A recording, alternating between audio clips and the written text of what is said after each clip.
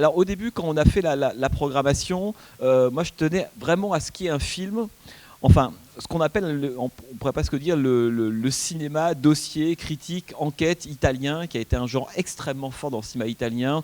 En gros, début des années 60, au milieu des années 70, il y a eu toute une série de cinéastes qui ont tenté de passer au crible la réalité italienne et son histoire. Hein. C'est aussi bien, on pourrait dire, le débarquement des Alliés, l'ouverture du marché commun en 57, le miracle économique ou le faux miracle économique, les problèmes politiques. On voit bien combien la question de l'histoire et de la politique en Italie, quelque chose qui a infusé beaucoup de films, y compris les comédies italiennes. Mais il y a eu presque un genre qu'on a appelé le film dossier, hein, qui s'est intégralement attelé à ça. Alors quand on parle de film dossier, évidemment, on pense immédiatement à un cinéaste qui est Francesco Rosi. Alors, ce qui est fascinant, c'est que Francesco Rosi, de toute cette génération d'ailleurs de cinéastes nés dans les années 20 ou au tout début des années 30, qui étaient Bonicelli, Dino Risi, Ettore Scola, etc., c'est le seul qui est encore vivant. Hein, il est né en 1922, Francesco Rosi, il a 91 ans aujourd'hui, et il y avait un hommage qui lui a été rendu à la Mostra de Venise l'année dernière. C'est un cinéaste qui est d'origine napolitaine, ça compte, ça.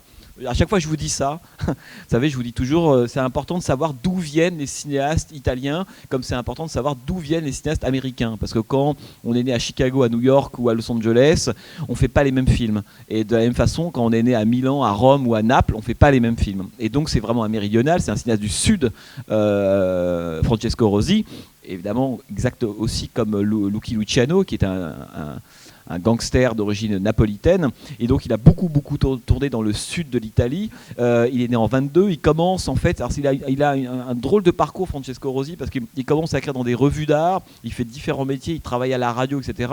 Il espère pendant très longtemps pouvoir vivre on peut dire de sa passion pour les arts, l'écriture, le théâtre dans le sud de l'Italie. Ça se fait pas, et donc il décide de partir à Rome.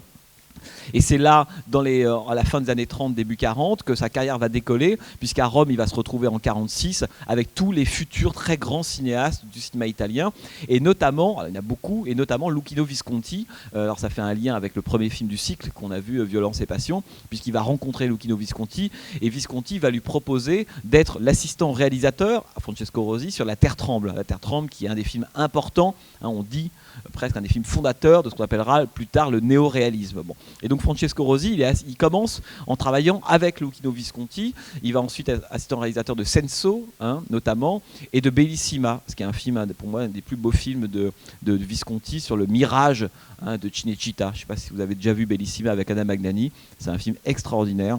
Bref. Et donc Francesco Rosi, il commence comme assistant réalisateur de Luchino Visconti, et puis en 58, il va faire son premier film qui s'appelle le Défi. C'est un film qu'on a un peu de mal à voir aujourd'hui, et c'est drôle parce que c'est d'emblée, dès son premier film, le premier sujet qu'il traite, c'est la mafia, plus précisément la Camorra napolitaine. Et voilà, ça va devenir, on pourrait dire, un de ses chevaux de bataille, hein, la question non seulement de la mafia, mais de la corruption et du rapport permanent en Italie entre la mafia et le pouvoir. C'est le grand sujet des films de Francesco Rosi. Alors, il fera d'autres films. Il fera Carmen, notamment, Le Christ est arrêté à Eboli. Il y aura d'autres incartades dans d'autres genres, mais le corps essentiel du cinéma de Francesco Rosi, que ce soit Le Défi, I Magliari, qui est un film qui réalise en 59, qui est absolument génial, avec Alberto Sordi, qui raconte aussi, mais je vous en parlerai après, une histoire de mafia, ou comment, à un moment dans l'histoire de l'Italie, la mafia était on pourrait dire une petite structure artisanale, presque encore une secte, une société secrète, et va un jour être frappée par le capitalisme et va devenir une espèce d'entité beaucoup plus menaçante au pouvoir grandissant. Ce que racontent souvent les films de Francesco Rosi, c'est cette métamorphose de la mafia, on pourrait dire une petite société secrète en une structure beaucoup plus importante, qui a un réel pouvoir. Donc I Magliari, ça c'est en 59. Ensuite, il réalise un film qui est le pendant de celui que vous allez voir là. C'est bien de l'avoir en tête, je ne sais pas si c'est qui est Salvatore Giuliano, en 61. Hein, alors évidemment, c'est D'ailleurs, j'ai revu il n'y a pas longtemps Lucky Luciano et j'avais le sentiment que c'est vraiment deux films qui fonctionnent ensemble. Hein, Salvatore Giuliano qui raconte l'histoire, vous connaissez évidemment de Salvatore Giuliano qui sera assassiné en 1950, et la façon dont les carabinieri, enfin la police italienne, la mafia et Giuliano ont à un moment donné ensemble tenté on pourrait dire de diriger l'Italie, d'influencer notamment le destin de la Sicile, jusqu'au jour où Giuliano a été en trop et a été exécuté, on pourrait dire de concert, par la mafia et par la police italienne.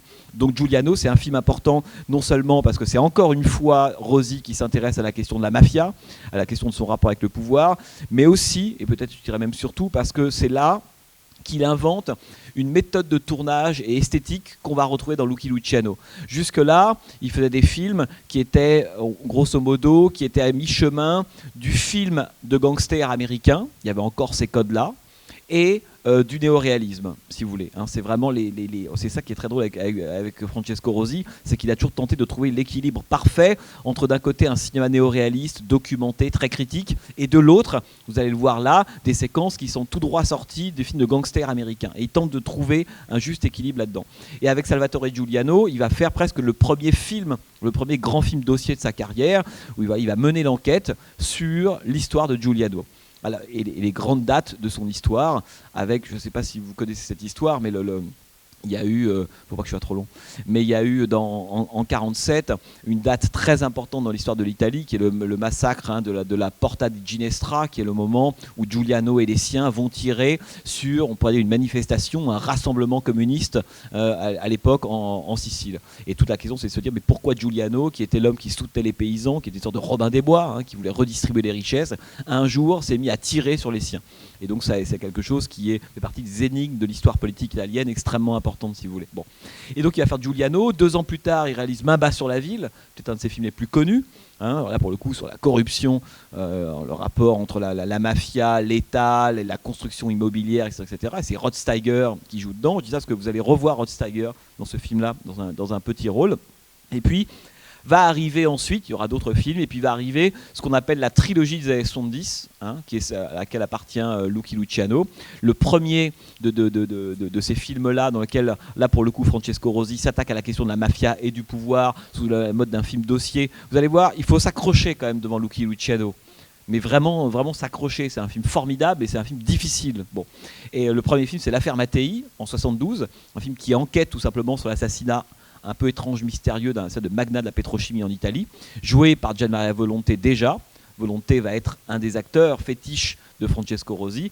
Et le deuxième de cette trilogie-là, c'est Lucky Luciano, donc en 73. Et le dernier, ça sera ce chef-d'œuvre qui est Cadavres exquis, je ne sais pas si vous l'avez vu, avec Lino Ventura, en 76. Bon. D'ailleurs, ces 3 films, on a presque le sentiment par moment que les séquences sont interchangeables, que des dialogues pourraient passer d'un film à un autre. C'est vraiment une trilogie, c'est une œuvre presque de 5h30. Ce sont ces 3 films-là. Donc voilà, je ne vous en dis pas plus. Sachez juste que le film, en fait, fait appel en permanence à des éléments un peu clés de l'histoire de l'Italie et dans son rapport à la fois à la mafia, la libération. Voilà. Vous allez voir, il y a des moments, il y a beaucoup de dates, il y a beaucoup de personnages, il y a beaucoup de mafieux. On va entendre alors, je sais pas, ce soit D'Alessandro, ce soit Vito Genovese, évidemment Lucky Luciano, Meyer Lansky. Voilà, quand on aime le film de mafia, on est hyper content parce qu'ils sont tous là, sauf Capone. Mais en gros, il y a beaucoup de noms, il y a beaucoup d'événements. Et ce qui caractérise le cinéma de Francesco Rosi, c'est que c'est des films qu'on ne ferait plus aujourd'hui. On ne pourrait plus faire des films comme ça. C'est un cinéma qui postule, on pourrait dire, le savoir ou la culture ou l'intérêt ou la connaissance du spectateur. Voilà.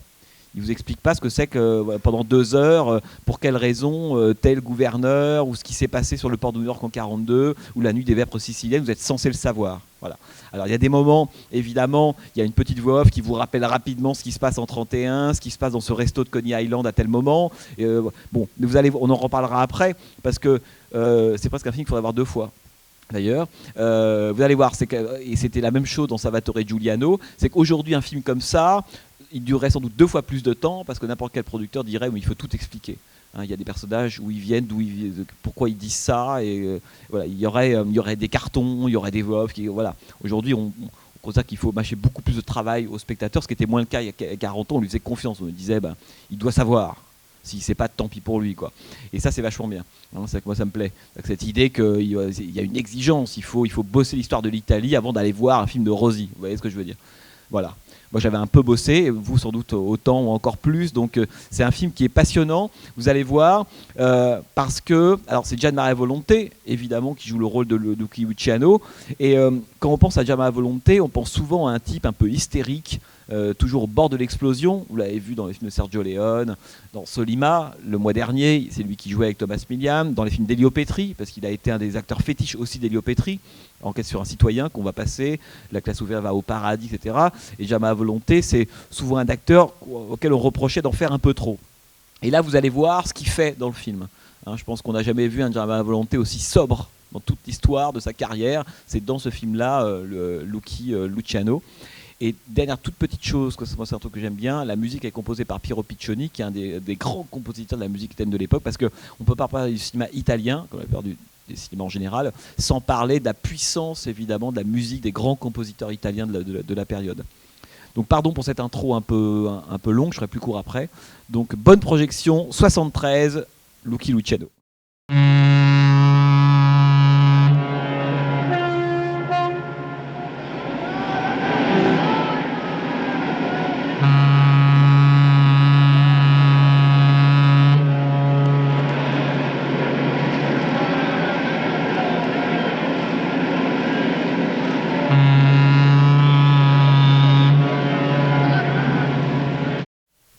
Alors, non mais en fait, ce qui est drôle, c'est que je vous disais tout à l'heure que le film, il est très précis, parce que Francesco Rosi, à chaque fois qu'il a fait comme ça des films sur des périodes de l'histoire de l'Italie ou des figures de l'histoire italienne, il s'est comme souvent et beaucoup vraiment énormément documenté. Donc tout ce que vous voyez dans le film a vraiment eu lieu. Il y a d'ailleurs des séquences qu'on repère extrêmement vite, qui sont les séquences, on pourrait dire, qui sont un peu romantisées, si vous voulez, sur les quelques séquences de massacre, un peu comme des vignettes qu'on voit de temps en temps, notamment surtout au début du film, au ralenti, avec des impacts de balles extrêmement visibles. On a l'impression que c'est du Peckinpah, avec ces espèces de côtés très enfumés. Et là, c'est assez drôle parce que je pense que Francesco Rosi s'amusait avec les codes du film de gangster hollywoodien, hein, cette espèce de façon extrêmement théâtrale des personnages, des hommes en train de tomber, tués par des hommes de l'ombre d'ailleurs, avec des éclairages qui sont presque fantastiques. On sent que là, le film change complètement de registre au moment où on a la tuerie. Enfin, disons, pour être plus précis, que tout ce qui intéresse le cinéma hollywoodien, en fait, n'intéresse pas Francesco Rosi. Et c'est quand même pas inintéressant de rappeler que Lucky Luciano sort exactement entre les deux parrains. Hein. Le parrain c'est 72, Lucky Luciano 73, et le parrain numéro 2 ça sera 74. Donc ce qui explique aussi le fait qu'à l'époque le film de mafia est très très à la mode, évidemment.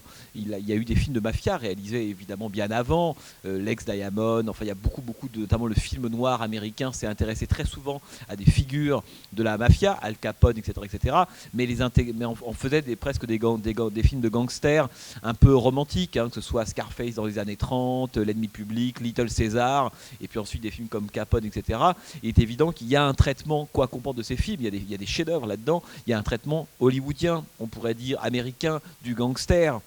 Souvenez-vous, dans les années 30 par exemple, il y a eu toute une période au cours de laquelle les gangsters étaient des héros de films américains, et beaucoup de jeunes spectateurs s'identifiaient totalement d'ailleurs à ces figures-là. Alors c'est intéressant la séquence avec les marins américains, lorsqu'on voit que évidemment Lucky Luciano est une star, hein, et on vient lui faire signer des autographes comme à une star. Et dans les années 30, il faut rappeler que le cinéma, que l'État américain, notamment via le système des codes de censure, etc., s'inquiétait beaucoup du fait que James Cagney, Paul Muni, tous ces gens-là devenaient un peu des modèles pour les spectateurs, pour les jeunes Américains, incarnant quand même des gangsters. Hein.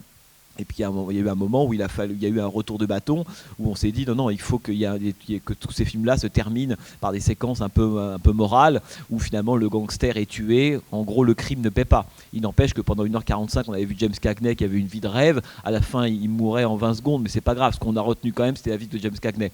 Et donc il y a quand même toute une histoire on peut dire de la romantisation du gangster américain que se refuse de faire Francesco Rosi.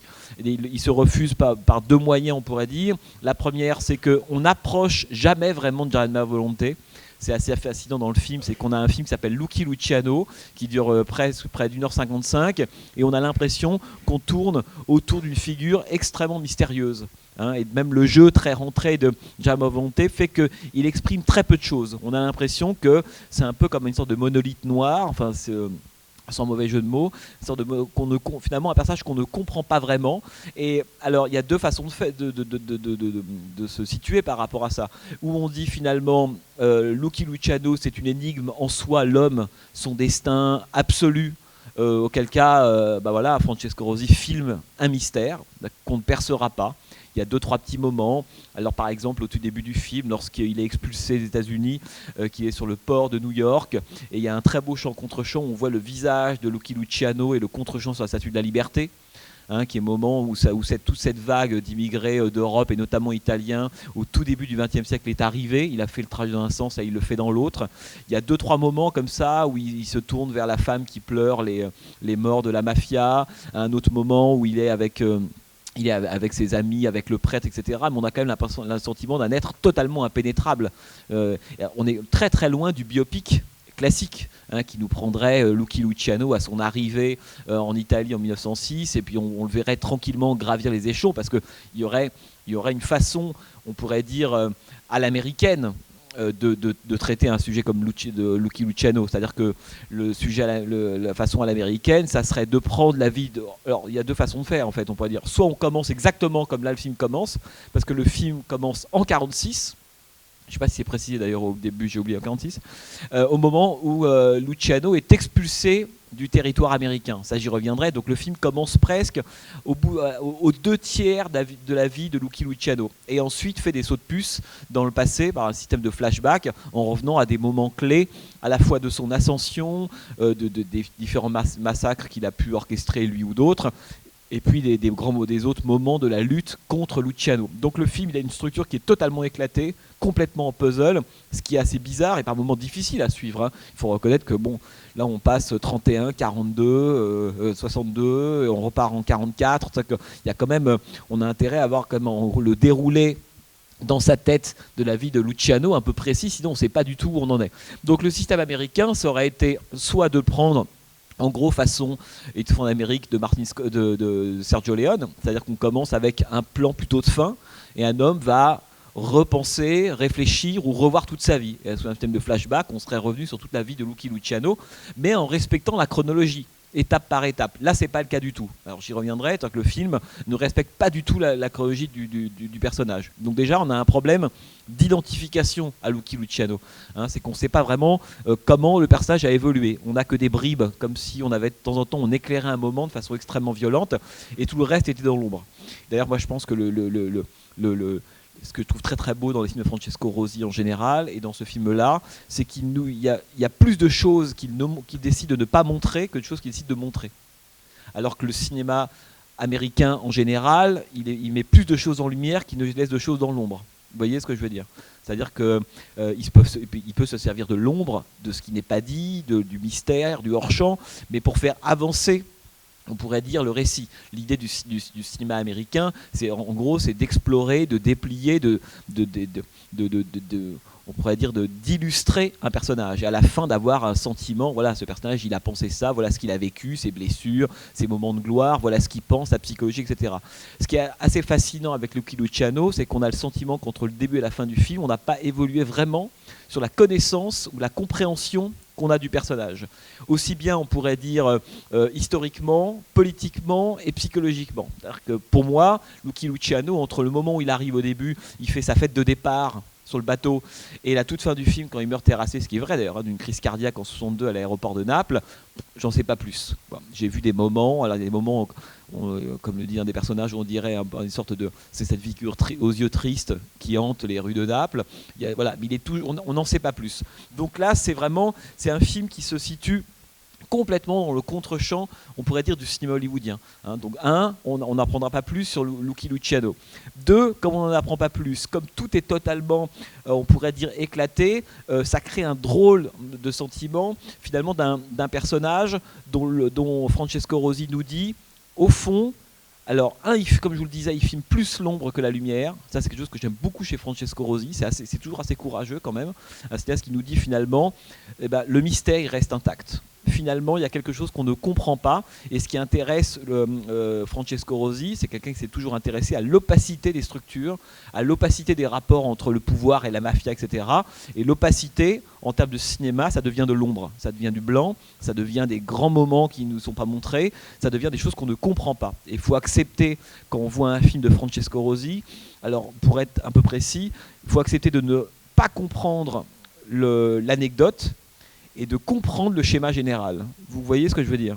Ça veut dire que précisément, si on ne connaît pas l'histoire vraiment de Luciano et de plein d'autres choses, on voit les choses défiler, mais en fait ça se rattache à des choses qui sont tellement précises qu'au fond on l'a oublié et dans 20 ans ça sera encore pire.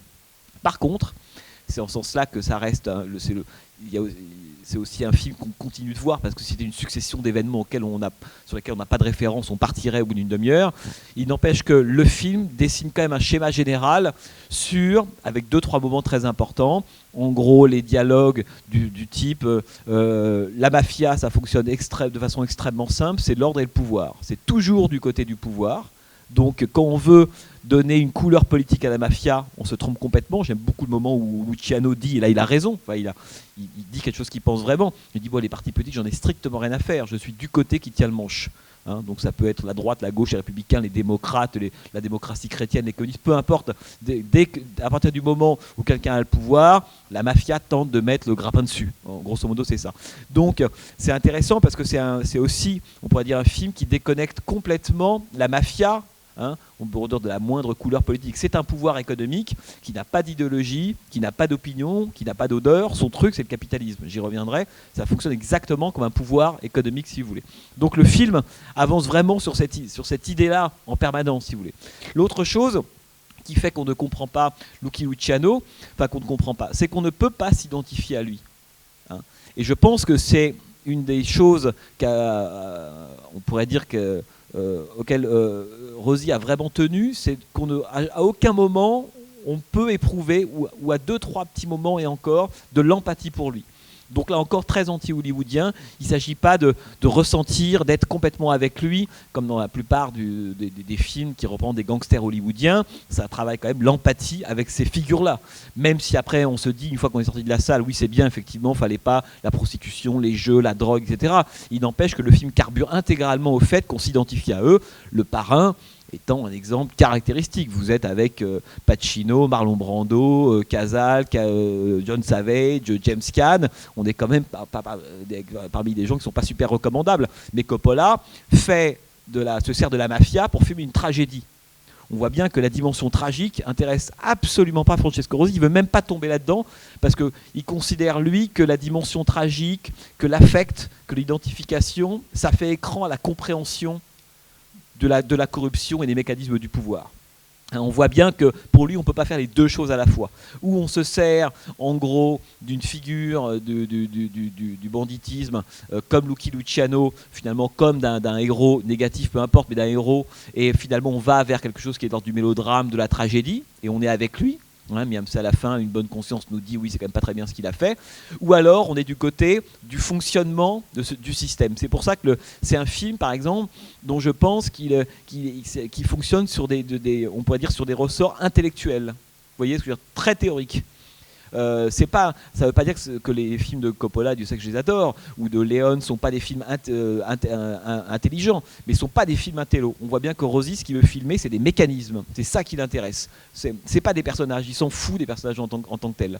Pour lui, Lucky Luciano, il s'appellera d'ailleurs Masseria, il peut s'appeler Bugsy Siegel, il peut s'appeler Adolph Rothstein, celui qui s'occupait du jeu à Las Vegas, qui avait joué De Niro dans Casino de Martin Scorsese. Peu importe les noms des mafieux, ça l'intéresse pas, les individus en eux-mêmes. Pour lui, ce ne sont que des rouages d'un système mafieux. Pareil pour les hommes politiques, etc. Ce qui en fait un film qui est assez froid, au fond. Enfin, je ne sais pas comment vous l'avez ressenti.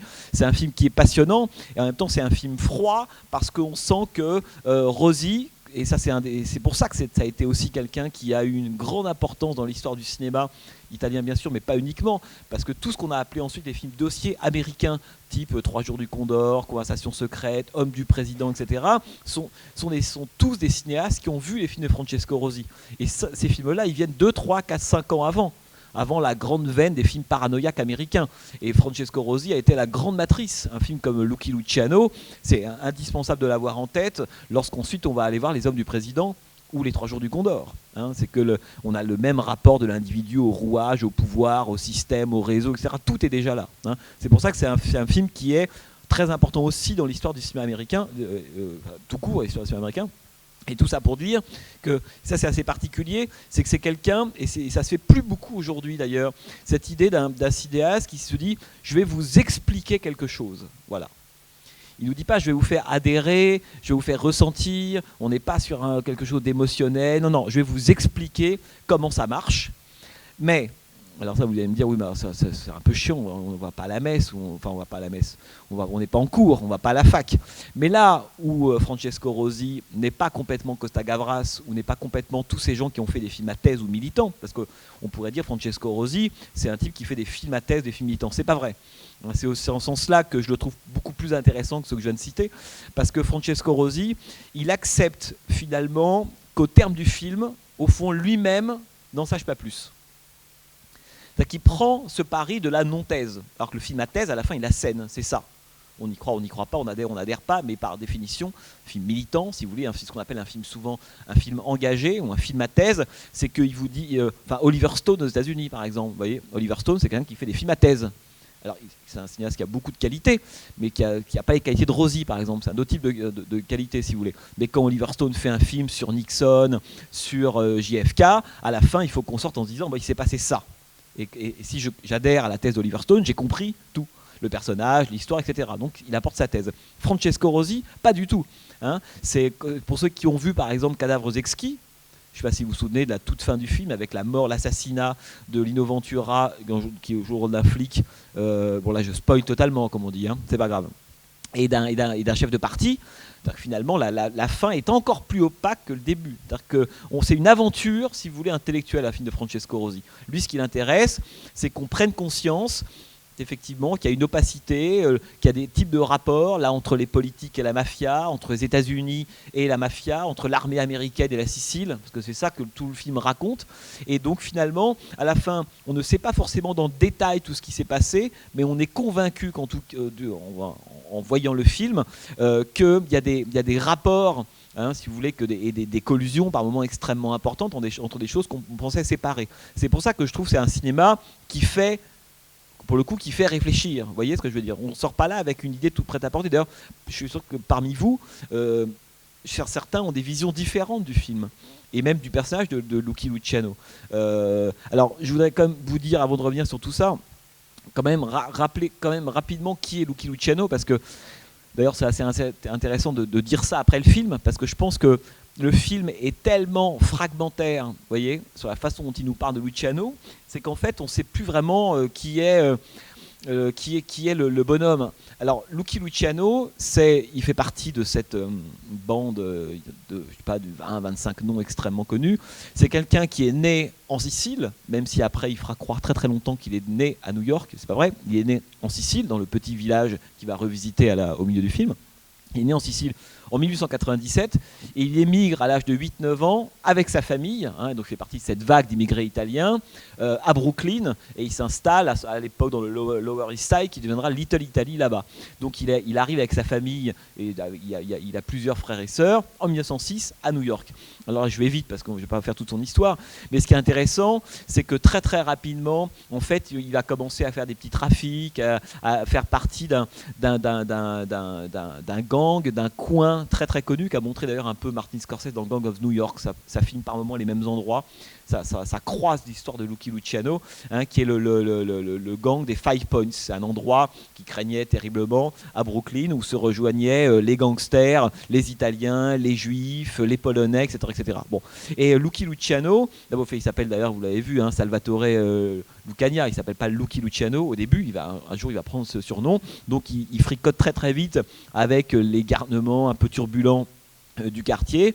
Et ce qui est assez drôle, c'est que dès l'âge de 14 ans, il va commencer une première fois à écoper d'une peine de prison pour racket, hein, des gamins, etc. Et là, il va rencontrer, parce qu'il y a beaucoup de noms dans le film, évidemment, on ne sait plus qui c'est, un personnage qui s'appelle Meyer Lansky. Vous avez peut-être plusieurs fois entendu parler de Meyer Lansky dans le film, qui sera un de ses associés par la suite très important, un gamin d'origine juive, et c'est une amitié d'enfance. Ensuite, ils feront du trafic tous les deux. Et donc, à l'âge de 18 ans, il va commencer à se faire repérer par les familles new-yorkaises, mafieuses new-yorkaises, évidemment, et notamment par Al Capone. Il va commencer à être pris dans une des familles. Et à l'âge de 18 ans, Lucky Luciano, c'est déjà presque un parrain de la mafia. Hein, c'est ça qui est impressionnant, c'est qu'à 18 ans, il règne sur le trafic d'alcool. N'oubliez pas qu'à l'époque, c'est l'époque de la prohibition. Hein, il règne en partie sur le trafic d'alcool. Et alors je passe rapidement son histoire, il fera des séjours en prison, il va peu à peu monter sur l'échelle de la mafia new-yorkaise, mais à cette époque-là, ce qui est passionnant, c'est que la mafia est encore une structure qui fonctionne de façon artisanale. Voilà, c'est ça qui est très important. Pourquoi Luciano est un personnage si important de l'histoire de la mafia? Il n'a pas 36, il y a lui Al Capone, c'est que lui, il va moderniser le fonctionnement de la mafia. Ça, c'est très important. Et on arrive, grosso modo, il fait de la prison, etc. En 1931, c'est une date que vous avez à un moment. Il y a une fameuse séquence d'ailleurs, le film s'ouvre presque avec ça. Lorsque le premier flashback, c'est à Coney Island. Lorsqu'il est en train de... Il dîne avec quelqu'un. D'ailleurs, au début, on ne sait pas forcément qui c'est. L'homme s'appelle Joe Masseria. Joe Masseria, dans ce restaurant de Coney Island, et donc il est en train de manger des pâtes. Il part aux toilettes pour se laver les mains, ce qui est totalement véridique, tout ça. Et évidemment, c'est un assassinat qui avait été prévu. Et tandis qu'il va se laver les mains aux toilettes, j'aime beaucoup d'ailleurs la mise en rapport de l'homme qui se lave les mains et de l'homme qui est tué. Et pendant qu'il va se laver les mains aux toilettes, pour avoir un alibi, une limousine débarque et Joe Masseria se fait tuer. Donc ça, c'est le premier épisode qui est relaté. Alors c'est très important parce que 31, dans l'histoire de la mafia italienne et dans l'histoire de Lucky Luciano, c'est une date très importante. Parce que, grosso modo, j'essaie de faire très court, c'est que entre la fin des années 20 et début des années 30, grosso modo, à New York, il y a deux familles qui se font la guerre. De familles mafieuses qui se font la guerre et qui produisent un nombre de victimes absolument incalculable. Les deux chefs, les deux capis, comme on dit, les capots qui s'opposent, c'est Joe Masseria d'un côté, celui qui se fait assassiner au début là en 31, et l'autre c'est Salvatore Maganzano, je ne sais pas si ça vous dit quelque chose, hein, sont les deux grands chefs qui s'opposent. Bon. Et Lucky Luciano, lui, qui est un type brillant, qui a évidemment des désirs, des envies de grandeur, hein, de pouvoir, etc. Il a conscience qu'il faut sortir de cette espèce de guerre qui sans doute n'en finira pas, qui évidemment aboutit à la fois à du bruit, à des affaires, au fait que la police de New York s'en mêle, éventuellement à des victimes collatérales qui ne sont pas des victimes mafieuses. Et donc un jour, alors qu'il travaille pour une famille new-yorkaise, il va voir le concurrent de Masseria et lui propose un marché en lui disant « Si tu veux, je tue Joe Masseria ». Donc le fameux concurrent. Et c'est ce qu'il va faire, si ce n'est qu'ensuite Luciano va se retourner contre le deuxième, ce qui fait que lui, dans ce qu'on appellera la nuit des vêpres siciliennes, va assassiner les deux plus gros chefs de la mafia new-yorkaise. Et donc il se retrouve très très vite, ce qu'on appelle le capo di capi, ça veut dire le chef des chefs, quoi. Et en l'espace de quelques jours, plutôt que d'essayer de commencer à prendre le pouvoir sur les uns et les autres, il se dit je vais couper toutes les têtes. Et il coupe toutes les têtes. Voilà.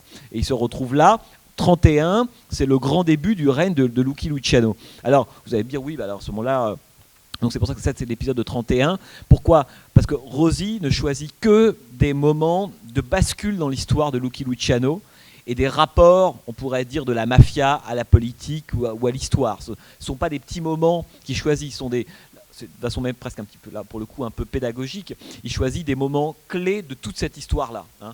Et évidemment, 31 Joe Masseria, c'est une des grandes dates de l'histoire de la mafia italienne à New York.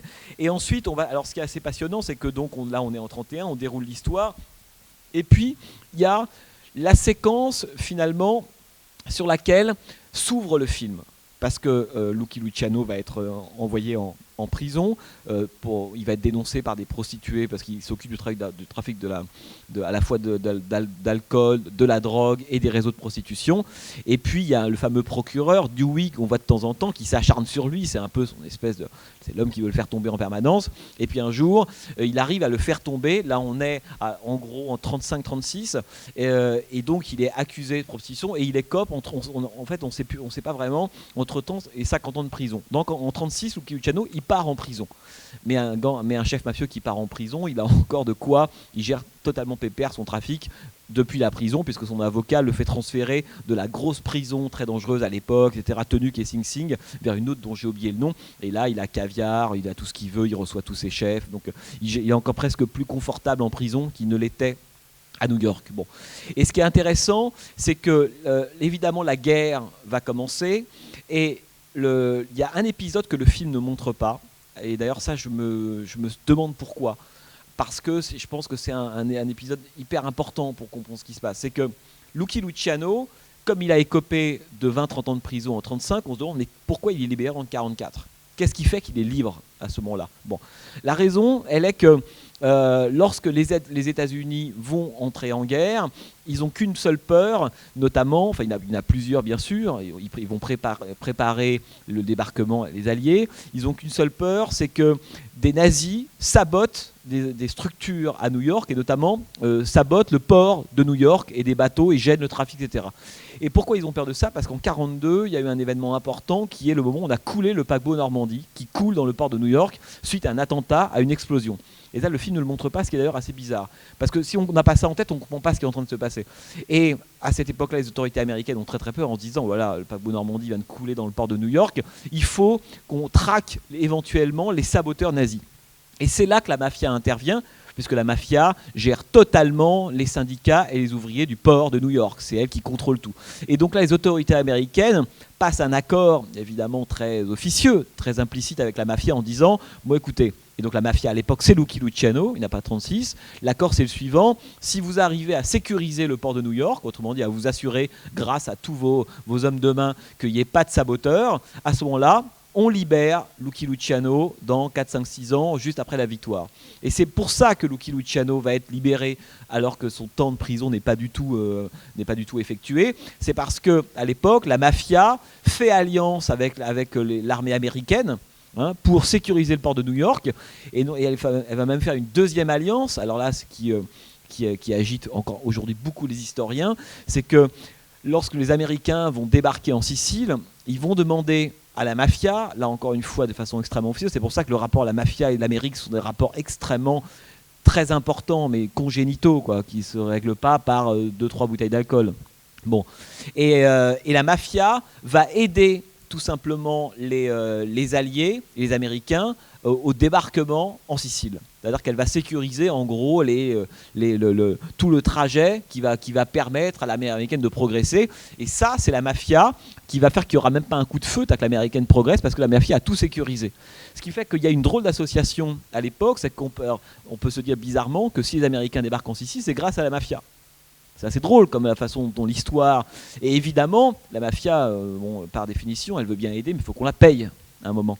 Alors c'est un des grands ressorts de la mafia, c'est que là, tu peux me payer quand tu veux, mais il faut payer à un moment. Et puis quand le chef demande d'être payé, il faut être payé. C'est une des raisons pour laquelle d'ailleurs Rothstein, dont je vous parlais tout à l'heure, ou Bugsy Siegel, par exemple, qui sera un des mafieux installé à Las Vegas, sera tué par la mafia parce qu'on considère qu'il ne paye pas assez vite les dettes. Je crois qu'il devait quelques millions de dollars pour s'être installé notamment à Las Vegas. Bon. Tout ça pour dire que la mafia va donc aider l'armée américaine et aider les alliés. Hein. Et la mafia demande un retour. Et là, on arrive sur la fameuse séquence de 44, qu'on ne comprend pas du tout comme ça non plus. La séquence de 44, c'est lorsqu'on voit le colonel américain, au moment où vous avez vu, hein, ce moment où on est à Naples, joué par Vincent Gardenia d'ailleurs. Vincent Gardenia, c'est un acteur qui a joué beaucoup dans les années 70, beaucoup de commissaires d'origine italienne. Alors c'est drôle de voir là dans un pur film américain sur la mafia. Pour ceux qui s'en souviennent, c'était le flic qui pourchassait Charles Bronson dans Un Justice dans la ville en 1974 de Michael Winner. C'est Vincent Gardenia. Bon.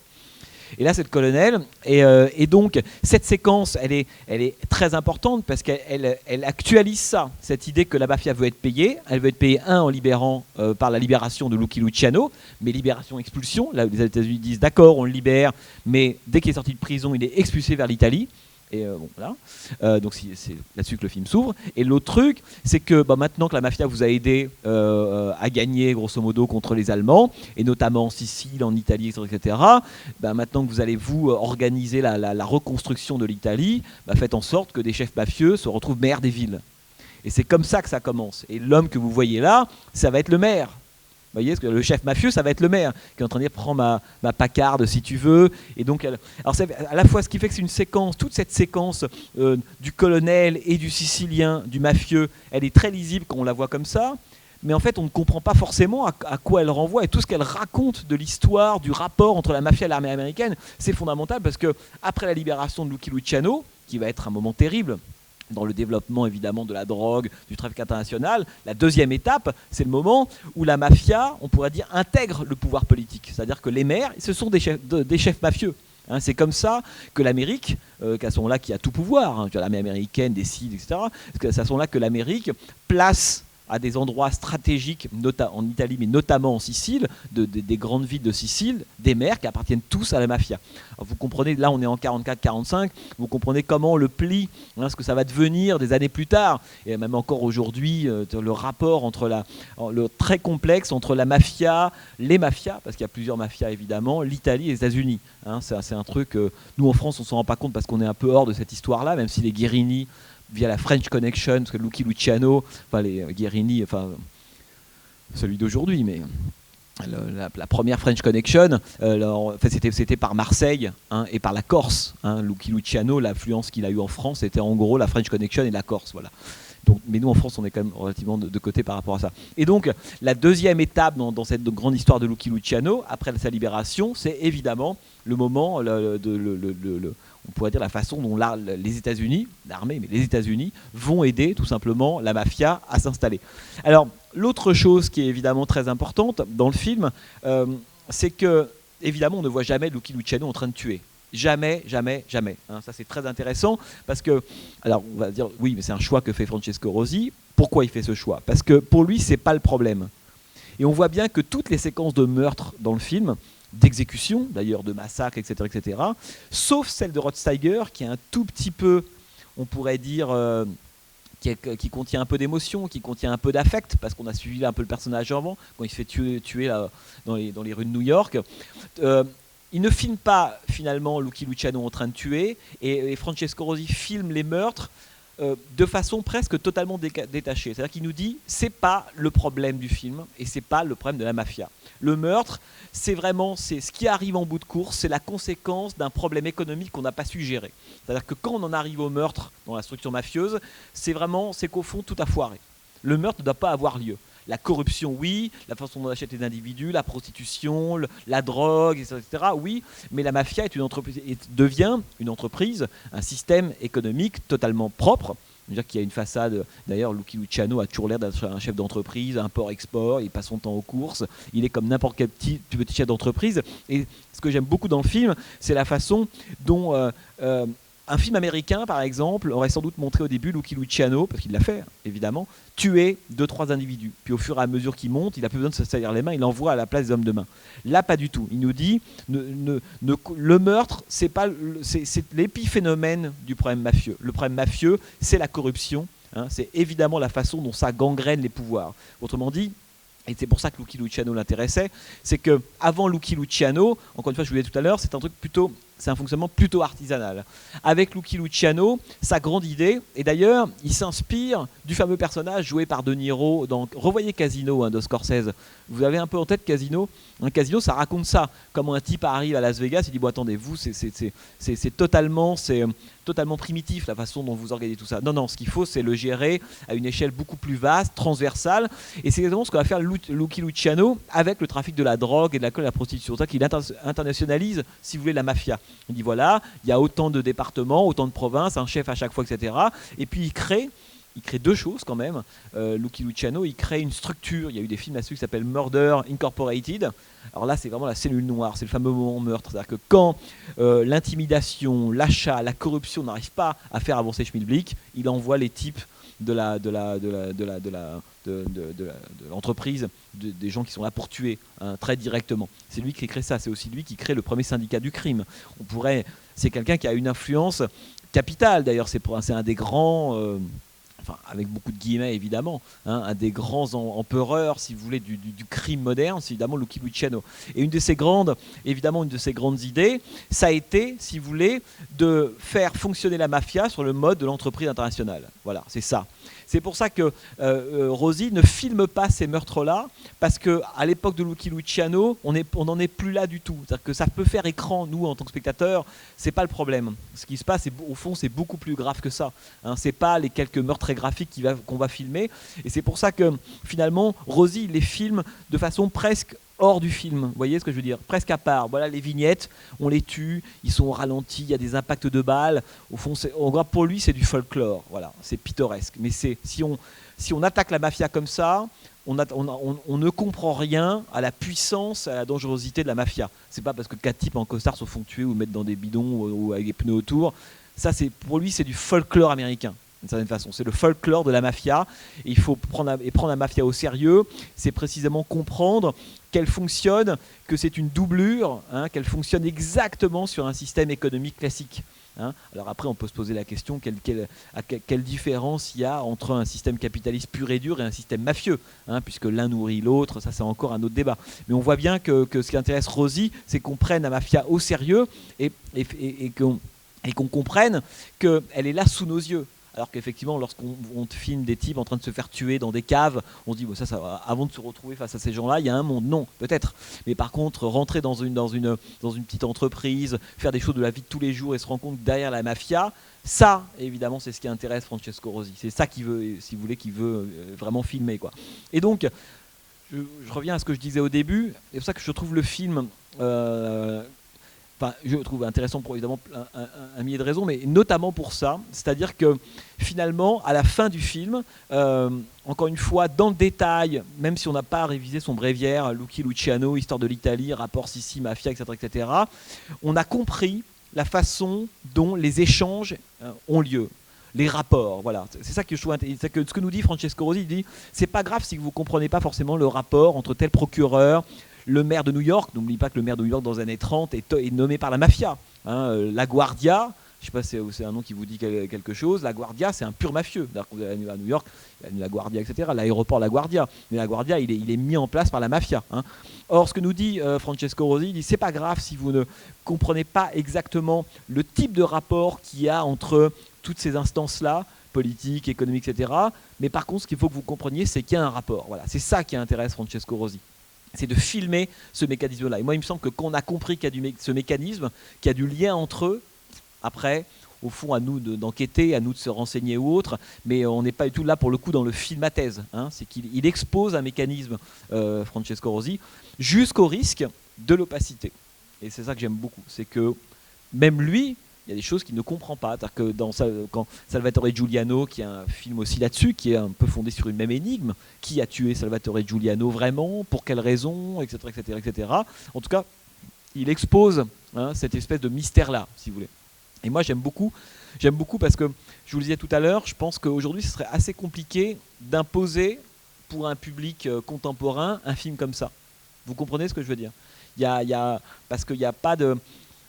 cette idée au fond qu'on n'a pas de personnage vraiment auquel on puisse s'identifier, c'est quelque chose d'assez violent. Alors évidemment, ça a été fait il y a une quarantaine d'années, ce qui était assez fréquent à l'époque, et ça l'est beaucoup moins aujourd'hui. Et pour moi, il me semble que ça fait partie, là, Lucky Luciano, un des films les plus fins sur ce que sont les mécanismes à la fois du pouvoir, de la corruption. Vous voyez, j'aime beaucoup l'échange aux Nations Unies, qui a lieu en 51, autre moment important où d'un seul coup on se dit bon, il faut prendre le taureau par les cornes à cause du trafic de drogue. Et là, j'aime beaucoup l'échange entre les deux individus. Vous avez vu où au début on se dit finalement c'est à cause de vous, les Italiens, qu'on a tous ces problèmes. Et ce à quoi, évidemment, d'où le fait que la séquence de la guerre suivra après. Et évidemment, l'Italien lui dit non, mais attendez, c'est depuis que vous avez les accords avec Luciano, depuis que vous l'avez libéré, etc. C'est depuis ce jour-là que tout a. Et au fond, ce qui est fascinant dans cette séquence-là, c'est qu'on ne se dit pas, au fond, qui a raison, qui a tort. On comprend que tout est imbriqué. Hein. On comprend qu'il y a une co-responsabilité à la fois des autorités américaines et des Italiens. Hein. Jusqu'au moment yougoslave, si vous avez vu, j'aime beaucoup la porte-parole, la représentante yougoslave qui dit « et nous », voilà, ça c'est le côté... c'est le moment d'humour du film qui moi m'amuse. Je sais pas vous, mais moi ça m'amuse. Et donc voilà, et j'aime beaucoup ça parce que, au fond... Francesco Rosi, c'est quelqu'un qui a fait du cinéma, on pourrait dire, enfin, lui disait, j'ai envie de faire du cinéma réaliste, du documenté. Voilà, c'est ça qui l'intéressait. On n'est pas du côté du néoréalisme, même si vous avez vu, il y a plusieurs formes. Hein. Il y a des moments où on a des dates, on a des intertitres, on a des séquences extrêmement curieuses, on a un petit peu de tout. Mais il voulait à la fois prendre ça du côté du néoréalisme, c'est-à-dire parler de la société au présent. C'est quelque chose qui obsède vraiment les cinéastes italiens, c'est qu'on ne peut comprendre le présent que si on retourne vers le passé. Hein. Vous avez vu cette phrase, le film commence avec ça, se termine avec cette phrase, A court après B, court après C, etc. Peu importe, à la fin, rien ne change. Voilà.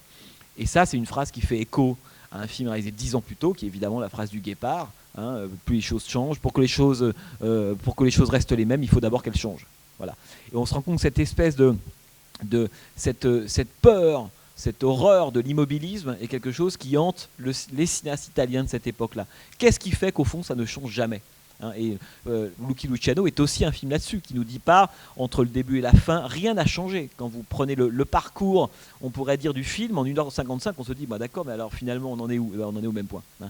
Et c'est ça que je trouve assez couillu, et en même temps très touchant, si vous voulez, dans le film, quoi. Bon, alors maintenant... Mais vous voyez, mais je dis ça parce que c'est ça qui est... Enfin, je trouve ça aussi intéressant d'avoir comme ça des films. Et si vous regardez l'affaire Mattei, si vous regardez Salvatore Giuliano, le mois prochain on passe Roman à Mano Armata. Bon, je vous en parlerai évidemment la fois d'après, mais c'est aussi, et c'est ça que je trouve intéressant avec le cinéma italien, ce qui est un peu la même chose avec le cinéma américain d'ailleurs, c'est que ça suppose et ça nous encourage à aller se renseigner sur la période de l'histoire. Bon, le cinéma italien des années 70, il y a plein de choses qui se passent, là on vient d'en parler, et il y a aussi, c'est le grand moment des Brigades Rouges, hein, on y viendra le mois prochain. Pareil, c'est que si on ne connaît pas un tout petit peu l'histoire des Brigades Rouges, quand ça commence, quand ça se termine, Aldo Moro, Calabresi, etc., on comprend rien à tous ces films-là. Enfin, on comprend, mais on comprend rien, hein.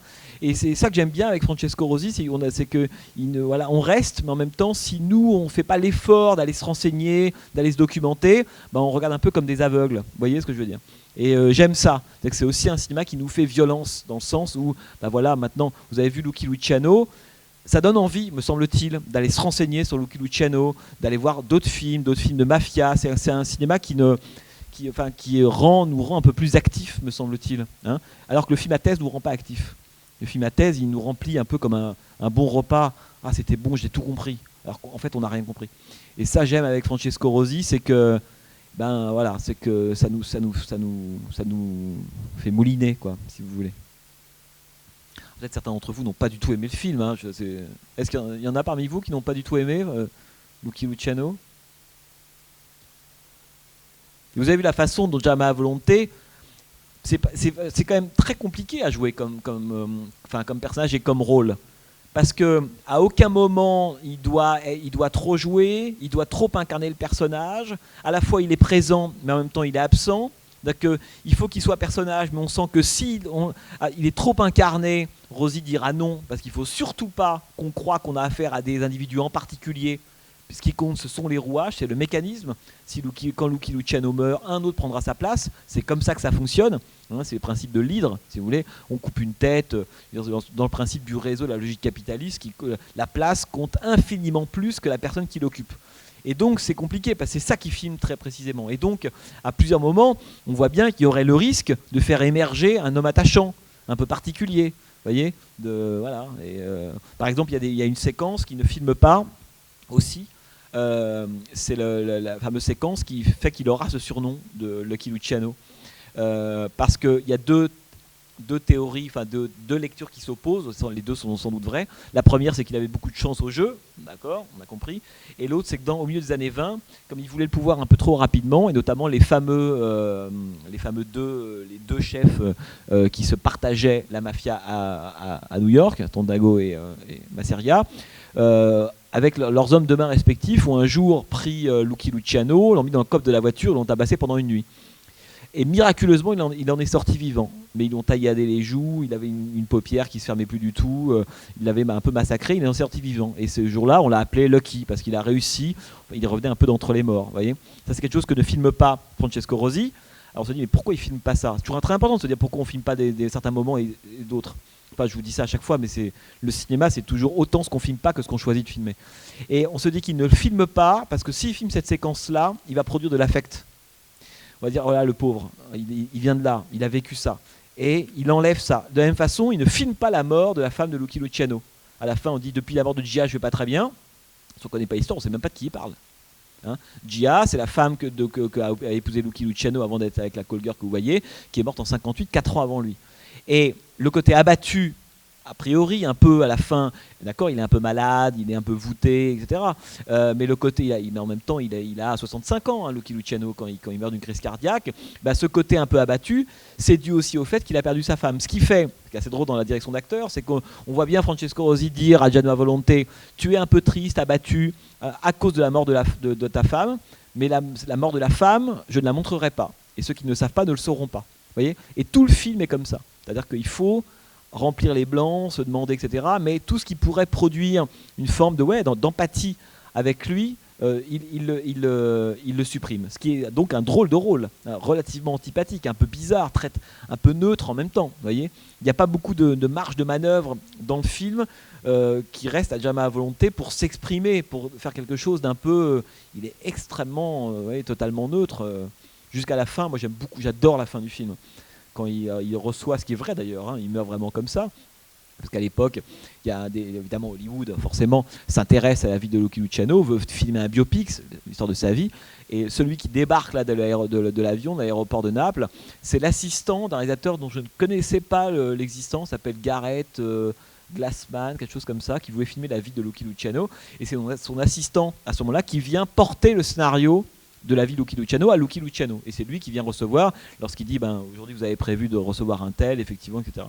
Et j'aime beaucoup le plan sur la main. Vous voyez, quand Lucky Luciano met la main sur l'épaule de ce personnage-là, la musique de Piero Piccioni qui monte, et là évidemment on sent que c'est la fin. Et c'est vraiment ça, encore une fois, c'est réel. C'est vraiment comme ça que Luciano est mort, quoi, tout simplement. Voilà.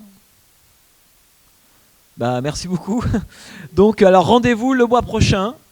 On va faire un petit appel. Là, vous prenez une feuille de présence. Vous devez tous être là le mois prochain pour voir un film qui n'a rien à voir. C'est presque le contre-champ de ça, mais c'est tout aussi brûlot, subversif, étrange, bizarre. Et donc, c'est Rome à main armée, quoi. Si vous voulez, Roma à mano armata. Voilà. Passez une bonne soirée.